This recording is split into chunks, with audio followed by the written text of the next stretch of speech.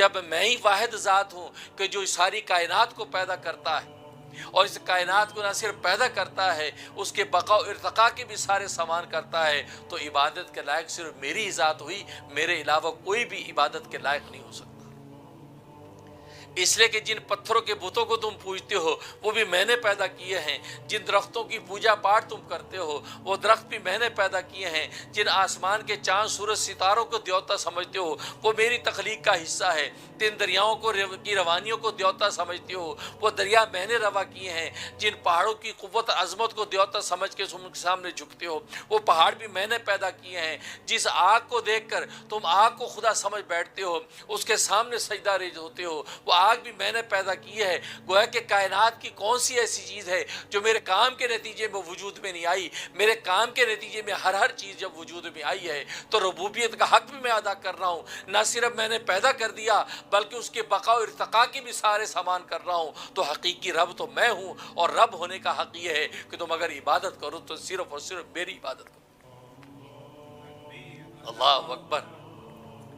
اس لیے کہا کہ اعبدوا ربکم، اپنے اس رب کی عبادت کرو جس نے تمہیں پیدا کیا، اور نہ صرف میں نے تم انسانوں کو پیدا کیا، نہ صرف دلیل انفسی کہ تمہاری ذاتوں کو پیدا کیا، بلکہ آگے فرمایا کہ الذی جعل لکم الارض فراشا۔ اب یہ دلیل آفاقی دے رہے ہیں کہ تمہارے وجود سے باہر نکل کر جو کچھ نظر آتا ہے وہ بھی میں نے پیدا کیا، کہ الذی جعل لکم الارض فراشا، کہ وہ ذات ہے کہ جس نے زمین کو تمہارے لیے فراش بنا دیا، بستر بنا دیا، زمین کو پھیلا دیا، تمہارے لیے بستر بنا دیا، والسماء بنا، اور آسمان کو تمہارے لیے چھت بنا دیا۔ تمہیں اوپر دیکھ کر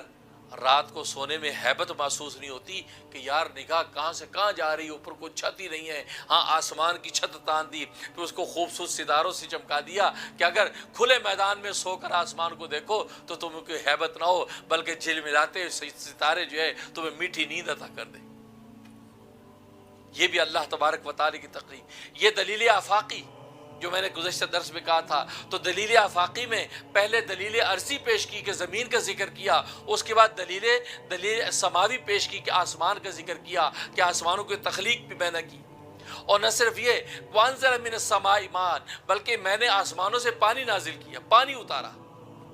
آسمانوں سے جب پانی اتارا فاخرج به من الثمرات رزقا لکم، پھر اس پانی کے ذریعے سے میں نے زمین سے ثمرات،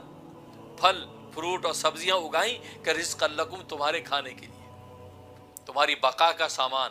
جس زمین پہ تم چلتے نظر آتے ہو، جس پر تکبر سے پاؤں ٹیکتے نظر آتے ہو، جس زمین پہ تم ہکتے مکتے نظر آتے ہو، میں نے اسی زمین کے اندر یہ کمال رکھ دیا ہے، اسی زمین میں سے تمہاری بقا اور ارتقاء کے سارے سامان پیدا کر دیے۔ یہ زمین کو تم اپنے پاؤں میں رونتے ہو،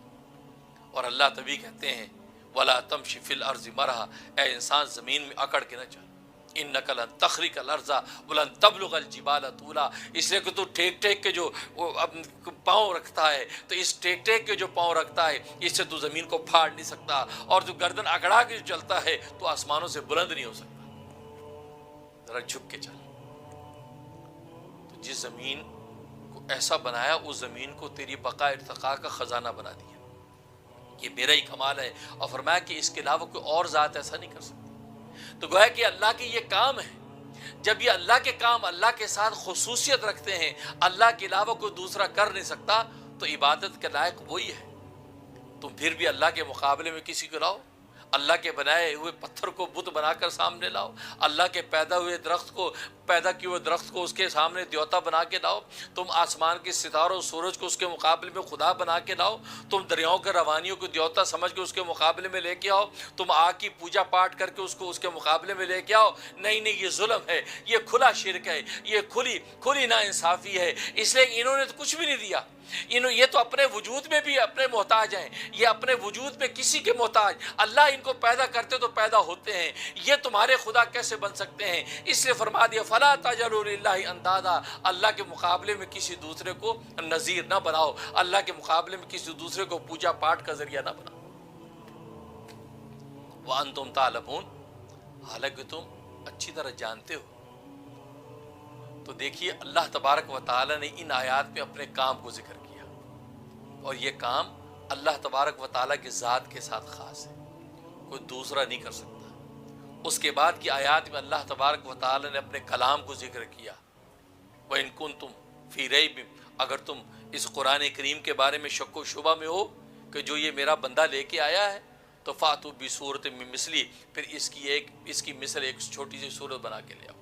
اللہ کا کلام، تو اللہ کا کام اور اللہ کا کلام، یہ دونوں چیزوں کا دعویٰ کر کے اللہ تبارک و تعالی نے اپنی ربوبیت کو ثابت کر دیا کہ میرا کام میرے ساتھ خاص ہے، میں ہی کر سکتا ہوں، اور میرا کلام بھی میرے ساتھ خاص ہے، جو کلام میں نے اتارا ہے ایسا کلام کو دوسرا اتار نہیں سکتا۔ جب یہ دونوں ایسے کمالات میرے پاس ہیں، اور اس کائنات کی دو ہی نوعیتیں ہیں، یا اس کی مادی نوعیت ہے جس کا تعلق اللہ کے کام کے ساتھ ہے، یا اس کی روحانی نوعیت ہے جس کا تعلق اللہ کے کلام کے ساتھ ہے، کوئی تیسری نوعیت ہی نہیں ہے۔ کائنات ساری کی ساری ان دو چیزوں میں سمٹی ہوئی ہے، اور دونوں کے اندر میں ہی ہوں۔ میں نے کام کر کے کائنات بنا دی، اور میں نے کلام اتار کے انسان کو ایمانیات کی منزلیں طے کرا دی ہیں، تو پھر میرے علاوہ کون ہے کہ جس کے سامنے تم سجدہ کرو؟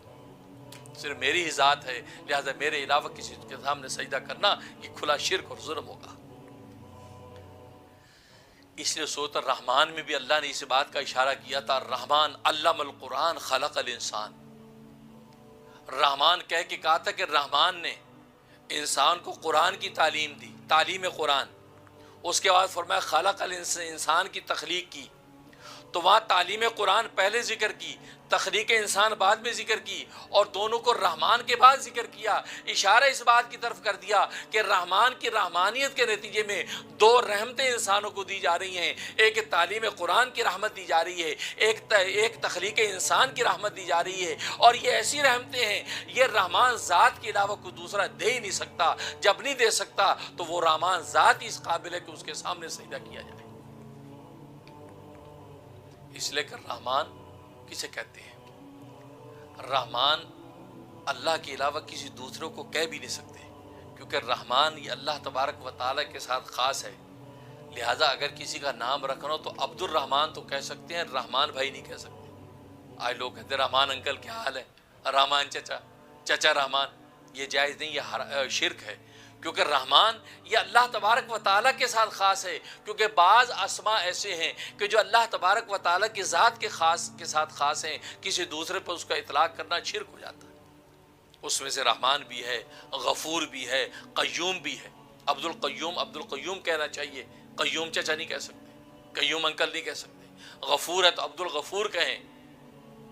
غفور بابا نہیں کہہ سکتے، اس لیے کہ عبد الغفور اللہ تبارک و تعالیٰ کے ساتھ خاص۔ تو رحمان کی رحمانی اللہ کے ساتھ خاص ہے، یہ کسی دوسرے کو رحمان کہہ نہیں سکتے۔ اس لیے اس سورت کو رحمان سے شروع کر کے اللہ تبارک و تعالیٰ نے اشارہ کر دیا کہ بعد میں آنے والی جو دو رحمتوں کو ذکر کر رہا ہوں، یہ رحمتیں میری ذات سے صادر ہو سکتی ہے، کسی اور سے ہو ہی نہیں سکتی۔